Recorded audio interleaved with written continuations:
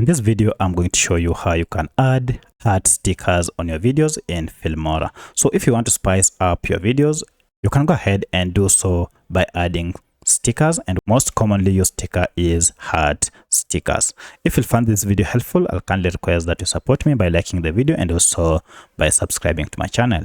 Alright, to get started, go ahead and add your video on your timeline, and once you have added your video, then go ahead and click on this option called stickers.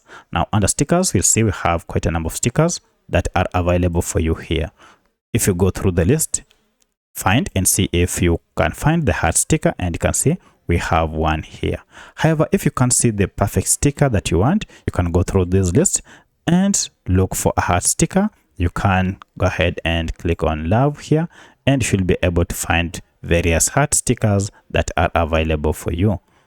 Now from the list, identify the one that you wish to use, and then once you find it, go ahead and download it, and then go ahead and click on plus to add it on the timeline.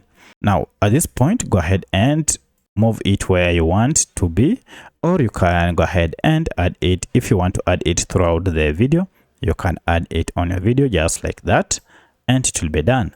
But the problem is the heart sticker is very big, and I like to go ahead and resize it. To resize it, just click on it here, and then you will have an option to resize the sticker like that.